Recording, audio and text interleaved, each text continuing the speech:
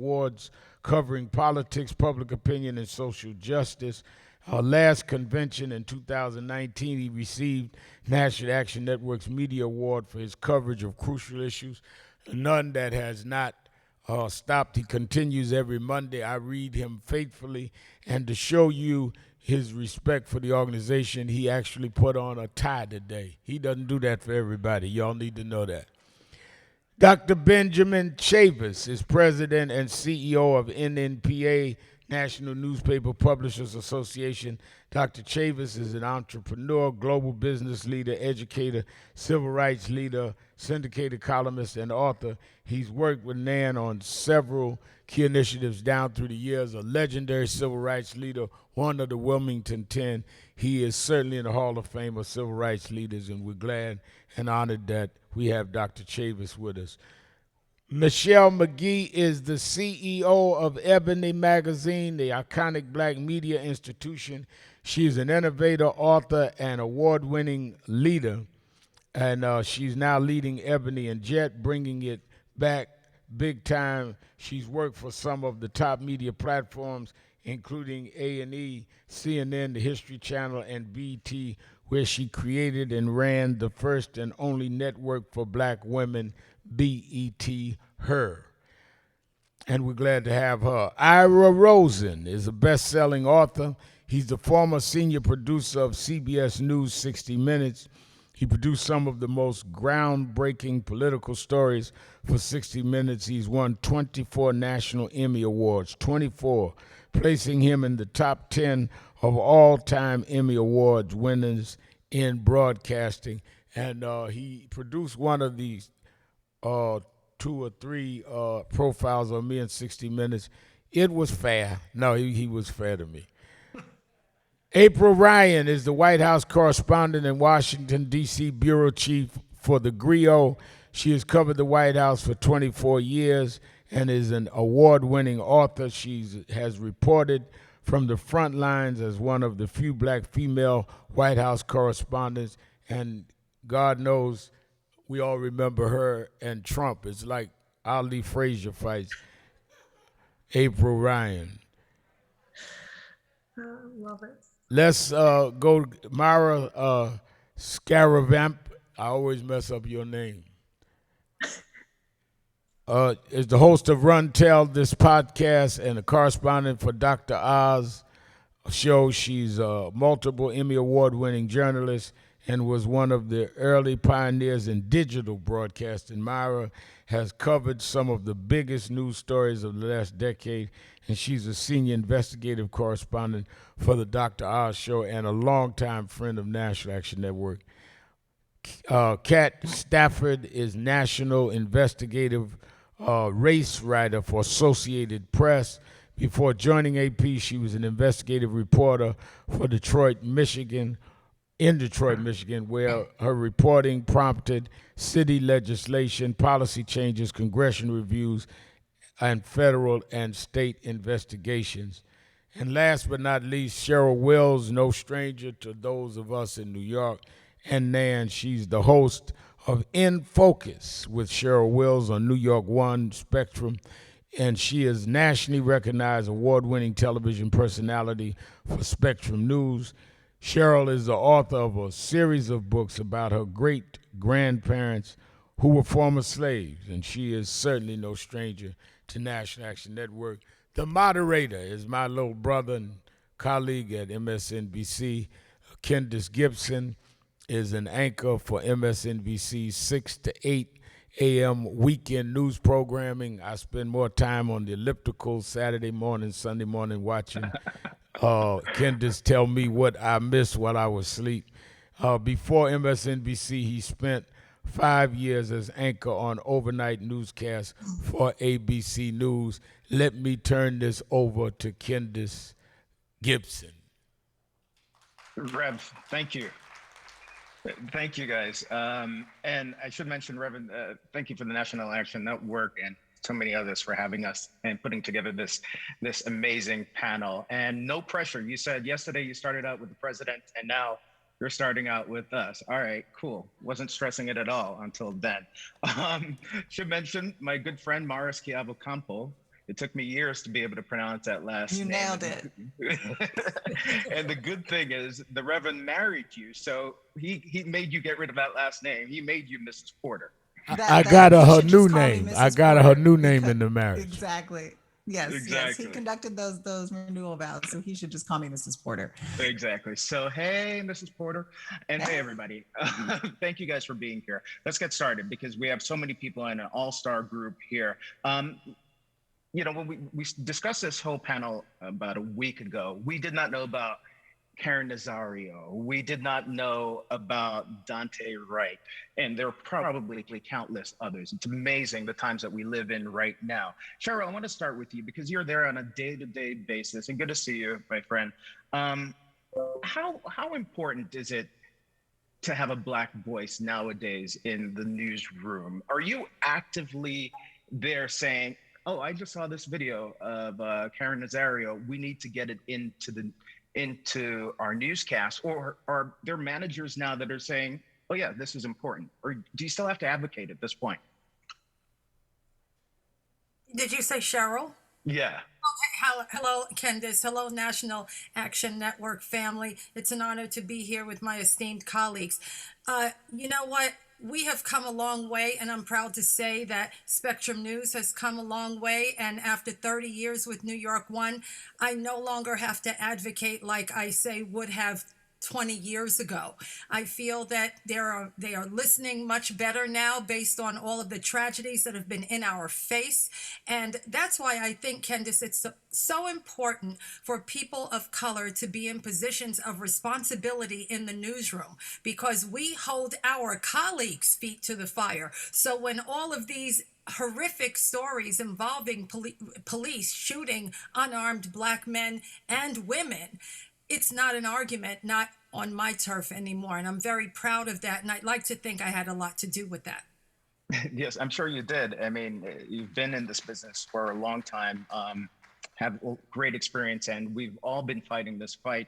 Ira, you've been in this business as well for a long time. Do you feel as if, from when you started out, that, say, getting a video like the Virginia and Nazario video would have been difficult 2 decades ago to get it on TV and get it the attention that it needs?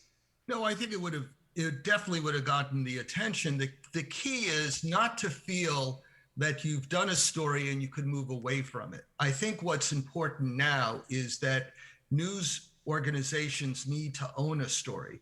So if you're going to do a story about what's happening inside the Black community, police brutality, you need to do it continuously.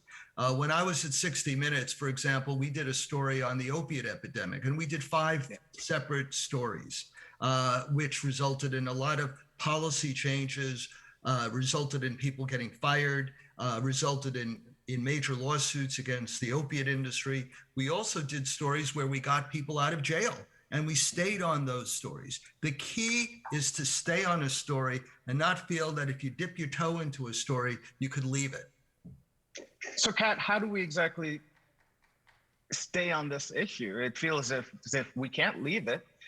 There are so many different incidents on any daily basis that's coming up.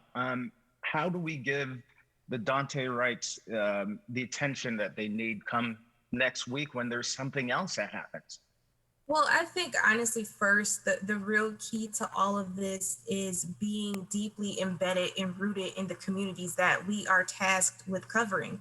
And I talk often that journalists need to really think about how we should be reporting for communities as opposed to reporting on communities. And there is definitely a difference. When you have these relationships that are built with the activists on the ground, when you have these relationships that are built with trusted community members, they are going to come to you and trust you with the narrative and trust you to share their stories in a way that is meaningful, right? So I think that we really need to, as an industry, go back to the very basics of learning the communities that we're supposed to be covering, because there's a lot of community mistrust right now that is directed toward the media.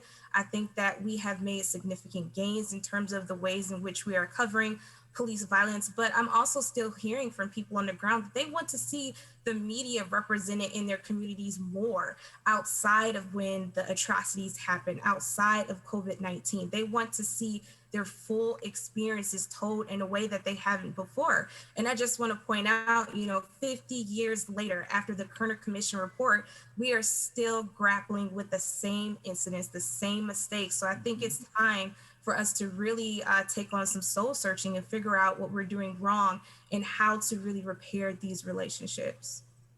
Relationships between the community or in what we're reporting? Relationships with the communities, right? Yeah. It's not just a story, right? We have to realize that we are reporting on folks' lives. That indeed.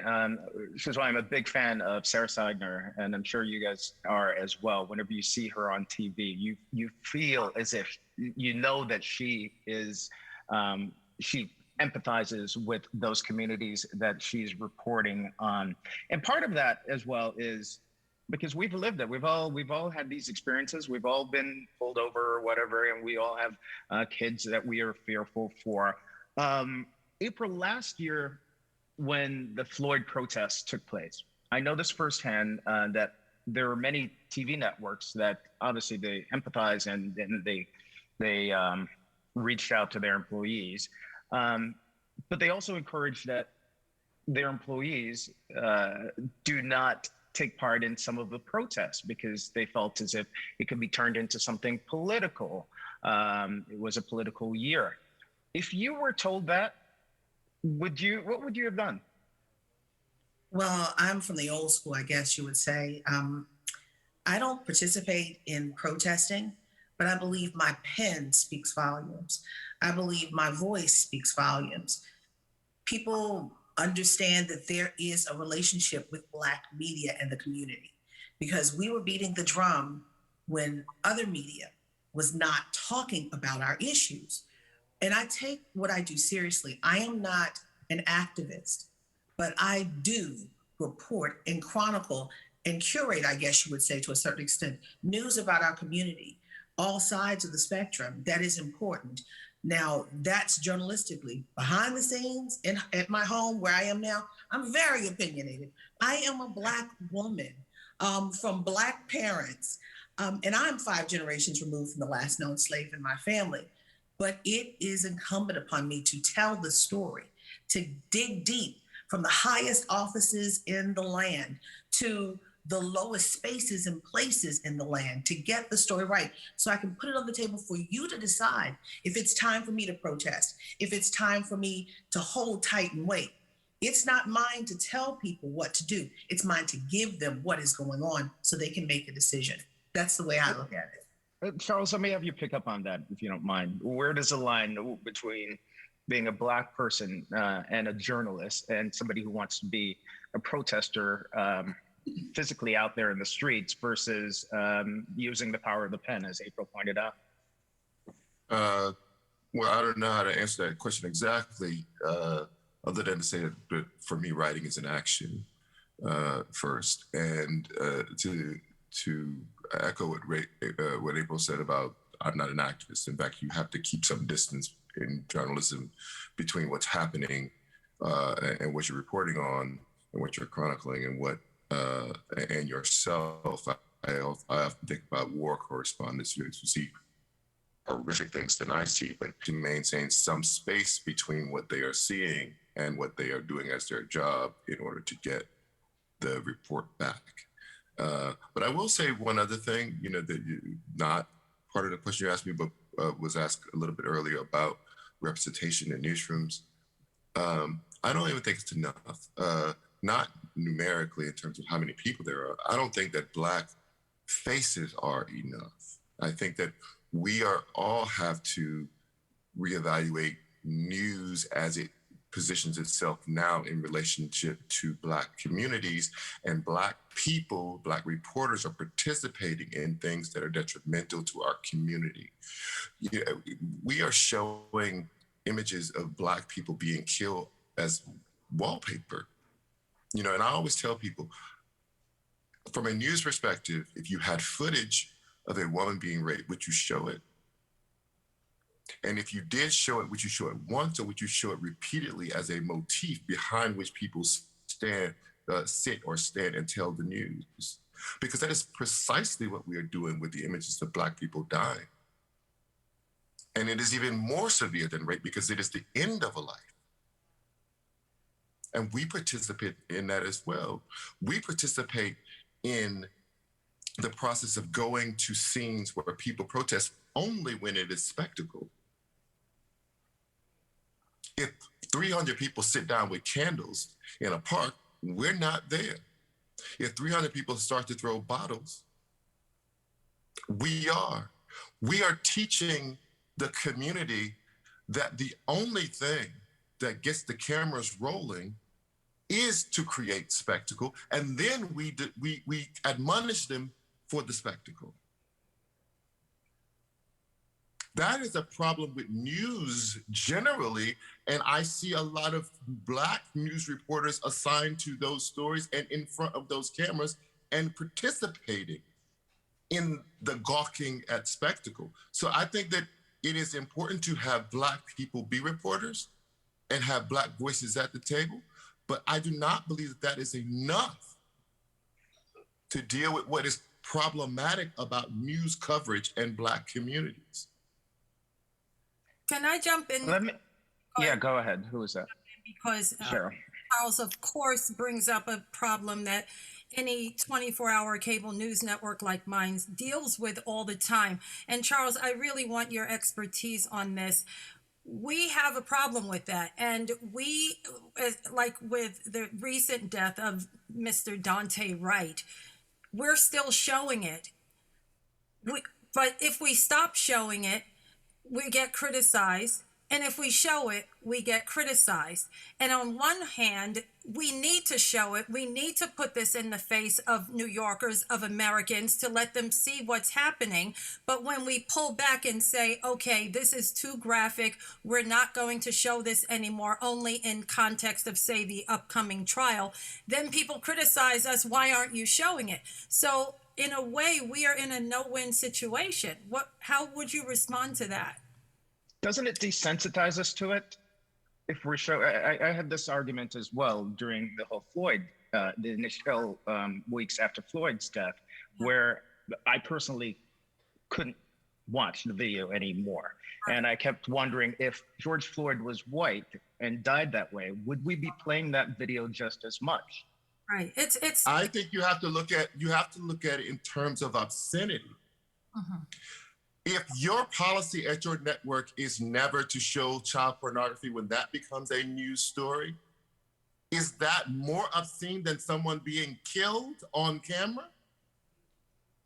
If your policy would be never to show a sexual assault, is that more obscene than someone being killed on camera?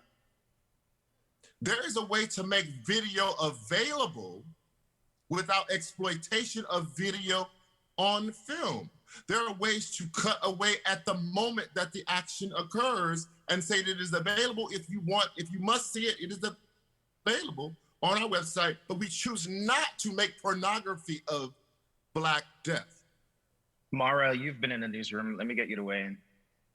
Yeah, I think that what Charles is saying is absolutely right. And I think that part of the problem is that we've all kind of come to accept Black people as victims. And so this fits into society's accepted narrative of Black people being oppressed, of Black people and being having violence inflicted upon them. And so I think because of that, especially when you have white managers in the newsroom, it doesn't even occur to them that this is not something that should be seen, because this country has been looking at those images as long as this country has existed. Those photos of lynchings have been sent around the country to family members. You know, for decades ago, that was the version of the videos that we're seeing today. This is baked into Americana. And so I think it doesn't even occur to a lot of people to say, wait a minute, should we be showing this? And really with the George Floyd video, this was the first time that I ever saw media organizations realize that they should not be playing it on a loop as B-roll and pulling back. I have not seen that video played on mainstream news organizations. You see it pop up in the internet and different social media feeds. I have not seen news organizations use it since roughly around the time it happened until now, until the trial. And when the trial started, I feel like they felt justified in using it because it was part of the evidence. It was part of the courtroom conversation. And there's an argument to be had that perhaps that's the case. So I felt like that was the first time they got it. But prior to that, showing these videos and using them as B-roll was just general practice. And so that's why it's so important. You know, we see a lot of Black faces in front of the camera right now. And that's a really good development. But that's not the most important development. The most important development is more of these faces behind the scenes. These are the puppet masters who are pulling the strings. They're deciding what gets covered and how it gets covered. That's what's really important. We are seeing some of that. You know, ABC News just named the first Black woman as president of the news division ever. So that is to be applauded. That's an amazing move. We all want her to succeed. We wish her well. That is a great thing. We need a lot more of that, because otherwise it's just window dressing if you just have a bunch of reporters in front of the camera and white people pulling the strings. Kendis, can I just jump on the back of that, please? Yeah, go ahead. I just want to say that, and don't forget that it's all tied to ratings, right? And me coming from being a sales executive at CNN into BET, we are sitting around a table with no other Black executives saying that story's not appropriate. I don't care how much money this network needs to make. And if you don't have someone through the entire food chain, there are breaks in the link. There is no alignment. And where there is no alignment, God does not show up, and there is no conscience. So I don't want anyone watching this forget, this is a money game, people. This is about driving ratings. This is about people buying their homes in the Hamptons that don't look like us. Don't let me start preaching, Dr. Benjamin, but that's what it is. It's a money game, and we have these conversations all day long. Well, and let me get to the. I'm going to jump in also when you get a chance, Kendis. Oh, go ahead, Doc. First of all, I want to thank Charles Blow for opening this up, because this is the heart of the matter. But I do want to give a shout out to Jet and Ebony. We would not know who Emmett Till was. We would not know about Ms. Mobley if it hadn't been for that, putting that terrible, battered image on the cover of Jet magazine. It was riveting. This is in the 1950s. Here we are now in 2021. So the exposure of black victimization just didn't happen around George Floyd. It is part of the American tradition.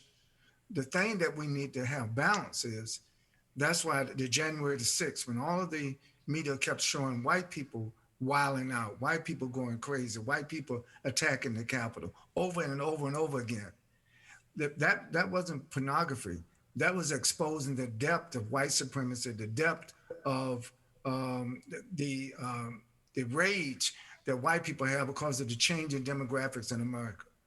The reason why we now have a few more Black people in media position where they're making decisions is because the demographics are changing. The Children's Defense Fund just reported this week that the first time in American history, the majority of the population of under 18 are people of color, children of color. We don't have to wait till 2050 or 2040. It's happening now. And a lot of this resentment, the media has to, I think, bring balance. I think we need to show the victimizer, not just the victims, more, to show their inhumanity, to show their racism, to show their rage and anger, their insecurity. I think the media does not do a balanced job right now. And I think we have to have more than Black people talk about that Black Lives Matter. We need everybody to say that Black Lives Matter. And Dr. Chavis, I agree. But I also want to get Kurt to weigh in, because we've seen Asian victimization on display, especially this year. Kurt, is it, in your case, do you find that it's important, and for anybody, it doesn't have to be Kurt, but that it's important to show some of those attacks as well? Does it kind of diminish the life of so many of these people who are just seen out there being victimized? You know, for the Asian American kid, this is the first time in my lifetime that any issue about Asian Americans has been part of the national conversation on race relations and hate crimes in America. And for us, it's kind of sickening that it's taken video after video after video of watching primarily elderly Asian Americans getting assaulted in our streets for that conversation to even happen. I think one of the important things in this conversation about representation, I don't want to see Black or Asian or Hispanic faces when there's a Black, Asian, Hispanic crime going on. I want to see us up there talking about all of the issues all of the time, because all of the issues that go on that are discussed throughout our country, whether it's education, whether it's the economy, whether it's criminal justice, whether it's reforms, healthcare, it affects all of us. And we should have an equal say at the table in discussing those things. And it shouldn't take a trial or an assault or some horrific scene to see a parade of communities of color on television. And I think that's where the news can also do a better job. I don't want to see just, whether it's Katie Fang, the legal analyst on MSNBC, who, or Richard Louie, one of the anchors. I've joked about this with Richard. I hadn't seen him on TV that much in the last year. And then all of a sudden, crimes against Asian Americans are going on, and Richard is all over the place, which is great. It's important to have that voice at the table, of course. But all of us have something important and meaningful to contribute to the broader conversations going on every single day, outside of just things that are happening specifically in our community. And that's an area that I think that the media needs to do a better job of. Can I chime in on that? Agree with Can I you. chime in, please, on that? Please go ahead. Yeah, I am very upset about how, when there is a crescendo moment, that mainstream media, because we need to basically specify what media we're talking about, mainstream media, or we're talking about Black media, because there is a big difference. Black media, just like Dr. Chavis said with Ebony and Jet, they were beating the drum. They showed us the ugly truth of what happened in Money, Mississippi.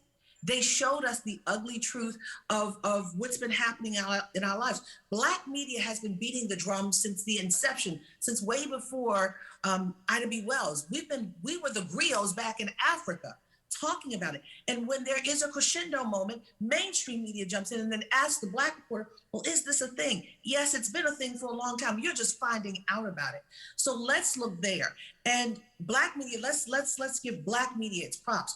But then let's talk about mainstream media. Call it out. It's incumbent upon those who are in those newsrooms, who are in leadership, to say we need to do more. As you had a president a few months ago who did not like to deal with issues of a community that's hurting with the highest numbers of negatives in almost every category. And now you have a president that's talking about equity. It's like the end thing. It needs to be the end thing all the time. This is a community, the Black, the brown, the Asian community now, that's in the scope of being a community, well, the Black and brown community, the highest numbers of negatives in almost every category. And now our Asian brothers and sisters are feeling the hate. It's not in vogue. It's life. It's humanity. And it's not about money. It's about people. At the end of the day, that's the way I feel. Can I just make another question, which is, we've talked a little bit about video, but there's also hate speech. Do you repeat hate speech? I know at one of the networks, there was a strong discussion about whether to repeat President Trump's Chinese virus comments and whether to put that on a loop and to sort of repeat it as a way of addressing the issue. And in the end, they decided to show it to make a point. But I think it's a valid question to ask whether you could summarize it without showing it. Dr. Chavis, do you mind weighing in on that? Yes, I think, first of all, this is a great discussion. We thank Reverend Al Sharpton for having this media panel. Media, we not only have a responsibility to report the truth, but as April Ryan said, the Black press, we're an advocate also of freedom, justice, and equality. So it's not only what we report, it's how we report it. So I was right. I think that we have to have some sense of accountability to our audience, accountability to society in which we are trying to also encourage to transform. America still has a problem with systemic racism. And every time we try to ignore it, it comes back to bite all of us. And I think that the Black press is trusted. Black-owned media is trusted because we've earned that trust over the years by not getting caught up in what I would call sensationalism, but also dealing with the real reality of the pain and suffering that too many of our people, when I say our people, I'm talking all communities of color, are now experiencing. But I'm hopeful that we not only have this discussion, that it will reflect what we will do after this show, Candace, after Reverend Sharpton's convention. I think we all realize all of us have work to do, whether we're in mainstream media or black media. We all have work to do to kind of keep pushing the envelope toward a better, more perfect union. Let me get to diversity behind. Real quick, what Iris asked about, which was the use of the President Trump's racist terminology regarding the coronavirus. I think that the first time he says it might be a reportable event because it's racist and it's President of the United States. Every time after that, there is no need at all to rerun that phrase, China virus, Kung flu, on a loop. All any anchor, any reporter would have to say is the president used a racist term to describe the coronavirus, and that's it. And I think a lot of us do say that, who fight that fight on any given basis. I want to talk about diversity because, as Mara mentioned, there have been a number of changes. We have the first Black president of a network joining ABC News. MSNBC has its first Black female president as well. Cesar Conde is head of NBC News. There's been a lot that has changed in the last 9 or 10 months. But Michele, you know corporations and you know how this stuff works. A lot of these folks will encounter hostility, and even if there's inclusivity, it's a tough fight for many of these folks behind the scenes. So if they have any notion like I have, one of the joys of me having the honor to usher Ebony and Jen, every time I say those words, I say it with so much pride because I know what Mr. Johnson was trying to do in 1945 when he allowed us to see an image of ourselves for the first time on the cover of a magazine. I mean, there's just so much pride. They better hire everybody they can that's talented, that looks like we have an opportunity. Me, right? Every journalist I hire can look like me, can have a voice, can be Black, can be bold, can be unapologetic. And I'm going to tell you something right now. That is my number one priority. And they better do the same thing because I've worked at news networks and they do have the power to make sure that they don't believe the Kool-Aid that there's only room for one, right? That's what they tell us. That's what they make us think. You made it, do the right thing. And if we hire somebody that looks like us and they didn't do a great job, no, it's not. If I hire someone white, Black, if they're not good, that's not on me. They didn't do good. So we got to get out that mindset that it's not, this is business. We got to fill that pipeline and we have to fill it quickly so that other people can usher in this sentiment and then they can begin to build an organization that looks different. It's really the only way. Mara, do you want to weigh in? Yeah, I do. I have very strong feelings about this because here's the problem and here's what I fear, that a lot of opportunity is being given right now to Black journalists, particularly behind the scenes, which is where I feel it's most important. My fear is that power never gives up anything willingly and without a fight. And that they're doing this because they're aware of what the climate is. And as soon as the winds shift and we start looking at something else or focusing on something else, they're going to go back to the bad old days and to business as usual. And they're going to use the excuse of, well, we tried and it didn't work because this reason and it didn't work because of that reason and we tried. How many white men are put in positions and fail and then are succeeded by another white man? They don't say, oh, well, we tried a white man and it didn't work, so we're never doing that again. They say, oh, we tried this white man, he didn't work, so now let's find the next best person for the job. And so that's the mentality that needs to change. It's not that, oh, well, we tried a Black president and we didn't hit the metrics that we were hoping to hit, so we're not going to do that again. No. It's keeping that door open. This cannot be a blip in time. This cannot be a trend. This has to be a permanent shift and change in the industry. We have to demand it. Now that we're in the door, we got to take it off the hinges. We got to keep that door open. Kendis, also have to have a ladder for other folks to come up. Go ahead. Quick point. One of the things that I'm concerned about are the younger journalists that have either just entered the industry or are thinking about getting into this industry. And I think that, yes, while representation, of course, is important, but I'm paying attention to where are these folks being placed in the newsroom. And too often I see us only being able to get into breaking news roles. As a board member of the Investigative Reporters and Editors organization, I know that many, if not most, of the investigative teams of most newsrooms in this country are still majority white. So while, yes, there have been gains that have been made, but we also know that some of these higher profile beats that carry more responsibilities and that have actual ability to impact communities, they are still overwhelmingly white. And I just think that enough conversations are not happening to make sure that change is being done there. And I just also want to note that I'm also concerned about the mental health of Black journalists right now. We are still in the midst of covering the intersection of this pandemic, its fallout, and the racial justice movement, and people are tired. People are burned out, and we are seeing people exit this industry. So I think newsroom leaders need to pay attention to what their employees are saying and provide them with the proper supports to support their mental health right now. Do y'all feel as if organizations are helping enough when it comes to that? Yes, we're watching on a daily basis, Black lives, brown lives, so many people of color victimized, and reporting on it. One of the toughest parts for me when I covered 9/11 was I used to be a reporter that I could go out on a story, and Cheryl, you know this, you go out on a story, you leave the scene, yes, you empathize, but you're not living it. 9/11, you're smelling the burning bodies, you're living in the city, you're surrounded by the stress. I feel as if we're facing a similar situation right now where we're out there, we're reporting it, we're coming home, we're part of it still. Do you feel as if organizations recognize that and that we're getting the proper help? I'm so Cheryl? glad you brought this up, Kendis, because yes, I can tell you personally, I am completely burned out.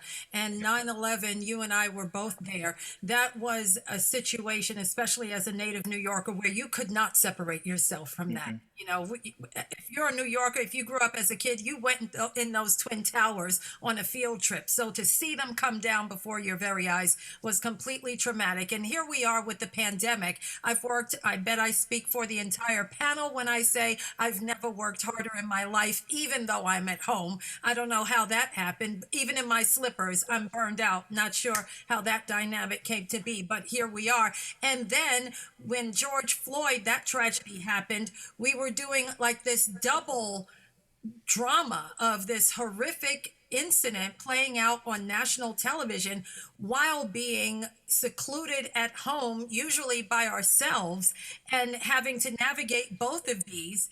And I don't think most newsrooms have been sensitive to how we as journalists have handled this personally. We did a whole hour special on the George Floyd incident, and I was screaming because it was just so overwhelming on so many levels.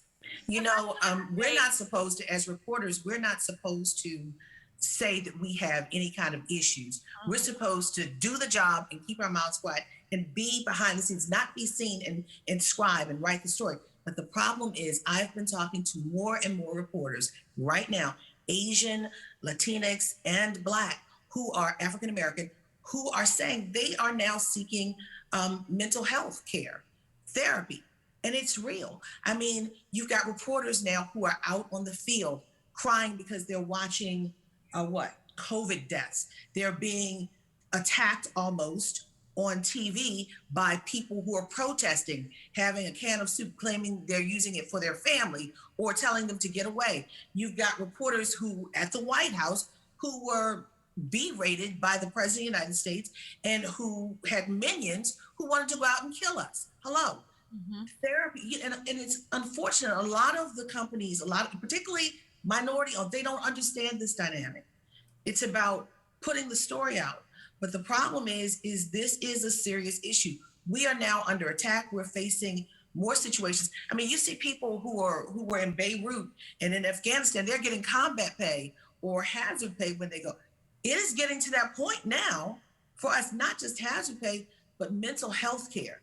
Because you know, when I was going through school, this was not on the agenda. When I studied for this, and if I had my druthers, if I look back again, you know, if I know what I knew now, I don't know if I would have done it because it's taken a toll. And yes, and I will say this, I am in therapy and I'm healing, thank God. But this is a moment that reporters need to take a woosah moment. It's real. Kendis, So there's a conversation that Good. Sorry, I just want to share that, this is a conversation that I have with reporters. We very often, this is a question that I ask a lot of people because I'm always curious. Do you watch these videos? Because people feel they have to watch them for work, especially if they're covering them. How can you report on something if you haven't seen, the most basic evidence at the core of the story? And there is a lot of debate where a lot of reporters have said to me, I can't watch them anymore. I can't do it anymore. The toll is too high. And so even when it's your job to cover them, it becomes too much to have to see it over and over and over again. So a lot of people have just opted out of the most traumatic aspects of covering these issues. Yeah, understandably. I have the privilege of having the ability, even the obligation to share how I'm feeling because I have my opinion. But I do believe, I've been at the New York Times. I asked my mother when I interned at the New York Times. I think I came there in May, which would mean 30 years ago next month. I worked at the New York Times for 25 of the last got that good black years. 25 of the last 30 years. And I do believe it is important sometimes to create space between you and stories. I mean, I like I said, I hold up war correspondents and how they're able to do this and remain sane and functioning and professional. I remember during 9/11 when that happened in the New York Times, I was a manager in the newsroom at the time, and they arranged for everyone to go to the site because, as Mar said, how can you report on it if you didn't see it? I didn't go, and I still have never gone to Ground Zero. First of all, I think it is sacred ground, and I don't see how people are walking around down there and all those people died there. It's like, it's a graveyard and for the families, and it should be, I don't know, it's just my feeling personally. But secondly, I just didn't want to be overwhelmed by it. And that was the only way that I could figure out to be able to continue to do my job and to report for the citizens of New York what was happening in their city, what was the threat, had it passed, what was the impact, and how could I do that sanely and protect myself emotionally? I think that we all as reporters owe it to ourselves to make those calculations and to protect ourselves, because this story, whatever the story of the moment, is not the last story you're going to do. You have to protect yourself as a voice and a vehicle for all the future stories that you're going to have to do. So Kendis, can I jump in? Kendis, listen, I agree with what everybody is saying. I just want to remind us that the trauma that we face as reporters, as journalists, reflects the trauma that the communities in which we serve and we report also is facing. So we're not isolated from that trauma. But I do want to remind us that there's something called resilience. We're going to make it through this storm. We're going to make it through. This is not the first lynchings, public lynchings that we've witnessed. We may cover it differently. But I just want to say that I'm very impressed. And actually, I want to salute this new generation of young journalists I see coming up, who are out there not only raising their cameras, raising their pens, but also raising their fists. They're becoming a challenge to the system of, keep in mind, media is not devoid of white supremacy either. So we got a struggle with mainstream media. We got to make sure that the Black press is sustainable. But I don't want us to end this panel on a note of that we're being overwhelmed. I think that it reflects a serious change that's got to happen in America. And I don't think the media is going to do it by itself, but I think we have our role to play. And that's why I think this discussion is therapeutic. Absolutely. And Dr. Chavis, we have like 10 minutes left, but I do want to get all of y'all to weigh in on something that April kind of picked up on, because we all talk to students all the time, journalism students, and I'll get the question of whether they want to get into this business, whether they should. And, we all pause. So I want to get everybody to weigh in really quickly here on this. What do you tell a journalism student, Dr. Chavis, first, who wants to get in this business? I remind them that freedom is a constant struggle. I remind them when they get into the business, it's going to be a struggle. And no matter how many awards you win, you may win, or how you get to be the editor-in-chief, it's still going to be a struggle. But James Baldwin said something to me that I just want to repeat, that I tell young people. The pen is mightier than the sword. It's not only what we write, but it's how we write it. We want people to hear us, see us, but at the end of the day, we want people to feel what we're writing. Can I just? Ira, I know you long form, but let me get you to do short form here. Can I just pick up on that, because it's a great point, which is the key that I tell students is learn how to tell a story. I learned this from Don Hewitt. Tell Me a Story was the name of a book he wrote. And I think mentorship is so important. And I have like a family of kids I mentor, of, white, black, all sorts of, women. And it's called passing it on. And I'm a big believer in passing it on and teaching people how to tell a story. A story will get people outraged if told properly. And we can't just do tweets and things like that. That's not going to cause outrage. What's going to cause outrage is if you tell a story properly and there's an emotional impact at the end of it, people will change, policies will change something. And that is such a key thing. And that's something that I try to pass on. April, do you tell young students to get involved? I'm sorry. It's also important to take the focus off of celebrity journalism. Probably 1% of the working journalists in America are people that you know, and the celebrity kind of names that you follow on social media or you see on your nightly news. People don't get into journalists to make a big check. You get into journalists to make a big difference, and it is grueling work, and it is not you're very not likely to become a celebrity doing it. You're doing it for mission. You're doing it for mission. You have to believe that truth needs facilitators to be exposed. That power will hide truth if it has an opportunity to do so. And there has to be someone who digs it out and brings it into the light. And that is grueling work. Sometimes it is grunt work. Sometimes you don't make a lot of money. You may never make it to the New York Times or to the networks or the CNN, but it is still valuable work to do. And if you think about it that way, and not how can I get to be the name that's on Twitter with 1 million followers, then you're at least starting on the right track. April, really quickly, do you tell them that it's still worth it? After what I've been through, I give them the good, the bad, and the ugly, the truth. Because right now, we are considered, to some extent, and to some communities, the enemy of the people. We didn't sign up for this. But I do tell them, going back to something that Charles Blow just said, that the founding fathers put into the pillars of this nation the First Amendment for accountability. And as a reporter, that is one of the greatest feelings. Just like the former producer over at 60 Minutes said, if you tell a story right, there will be changes in the administration. Policies, laws can be changed because you are placing a blaring light on inadequacies or dysfunctions. So I give them that, but I also tell them there's the other side, and that other side is real. So I give them all of it and let them weigh it out and see if they want to come.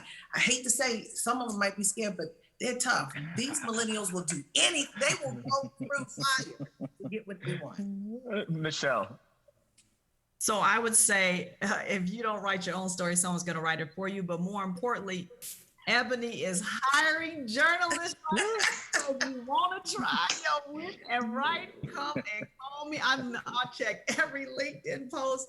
But in all seriousness, I would say that, the power of writing, of telling your story turns into so many things. I wasn't a journalist, but I wrote books that gave me an opportunity to speak, that set me in line to be a CEO. So telling your story, writing, whether you're a journalist or just using social media responsibly, it's a powerful tool, and you have to hone that if you want to get to where you want to be.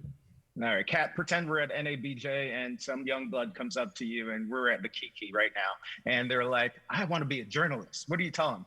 I tell them a blend of what both just Michele and April said. I tell them the good and the bad, but I tell them about the legacy of Black journalists and Black journalism, and the fact that we are carrying that torch that Ida B. Wells carried. We are carrying the torch of Robert S. Abbott, who started the Chicago Defender. So it is so important for us to be in these spaces, to be in Black-owned newsrooms as well. And I just let them know that, yes, you are going to have days where you feel like you want to quit, but I always remember the fact that my community, speaking about Detroit specifically, they need us, and they need us to be telling these stories.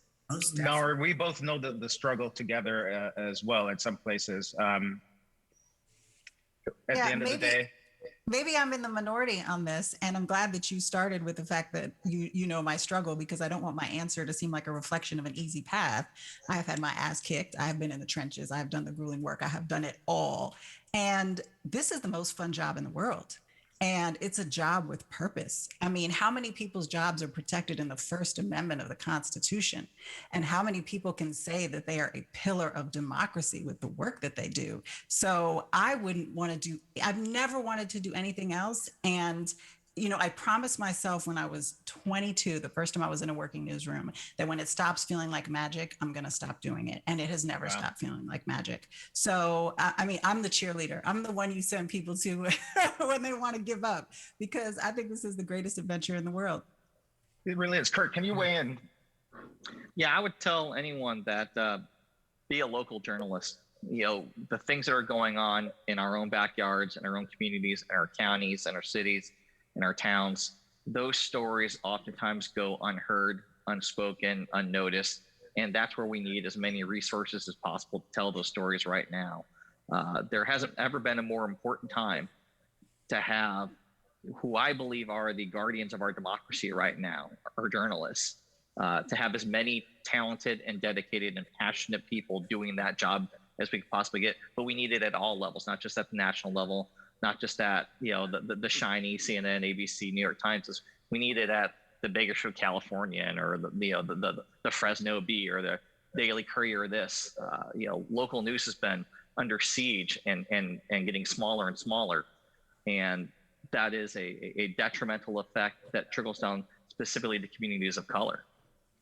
Yeah, and we didn't get into it, but I really wanted to get into local newspaper and the lack of local newspapers, how they've been dwindling, especially Black and brown newspapers, because those are really the foot on the ground there, folks who are exposing many of these stories. So let's bookend it with my friend Cheryl. We've been to parts of the Bronx where you speak with young kids every day, and they look up to you, they idolize you, they know you more than anybody else in this city. What do you tell them? Thank you, Kendis. You've done a wonderful job, and my special thanks to Reverend Sharpton and Rachel for making this happen. I have a deep respect for all of my colleagues on this panel. It was an honor and a privilege. And I just want to say, I talk to, as you said, Kendis, students of all ages, and I tell them to get into this business, be fearless. That is key for me. I have walked in both trade center attacks in '93, as well as the horrific events of 2001, Hurricane Sandy, and every kind of storm you can imagine. And now we're in a different kind of storm, a pandemic and racial violence.